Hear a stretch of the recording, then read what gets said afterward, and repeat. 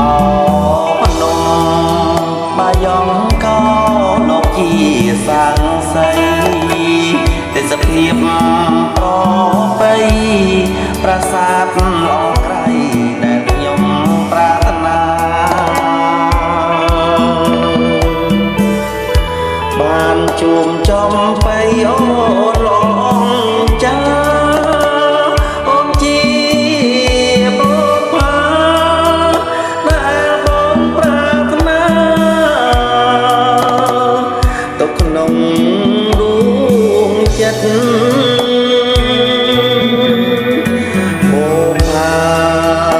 ភូមិជ្រោយស្នេហាបងអើយរូបអូននេះហើយតូចតាន់បងអើយជាក្តីស្រមៃយើងចាប់ដៃគ្នាសាងជីវិតថ្មីរៀបការនឹងស្រីនៅលើទឹកដីស្រុកគិរីវង្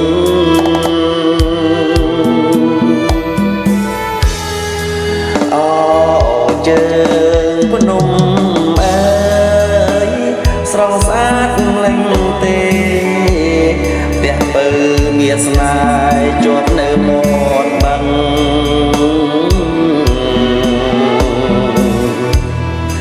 មើលស្រែ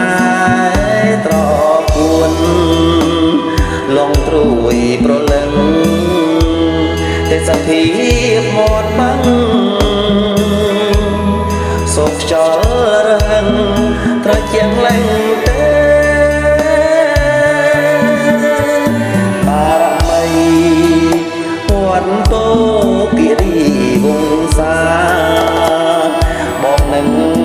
ជីវ៉ាធ្វើបុណ្យសច្ចាផ្សងជានិស័យទោះបីយ៉ាងណាកុំឲ្យឃ្លាតថ្លៃទោះជាតិក្រោយក្តីបងហើយនឹងស្រីជួបគ្នារហូត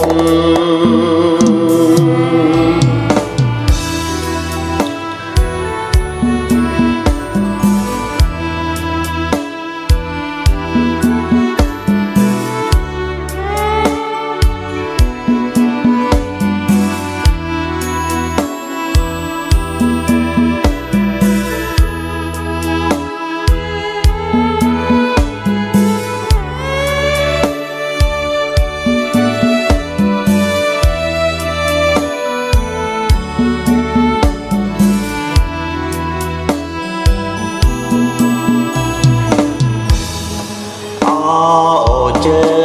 ងភ្នំអើយស្រស់ស្អាតលែងទេផ្ទះពើមានស្នេហ៍ជាប់នៅមាត់បឹង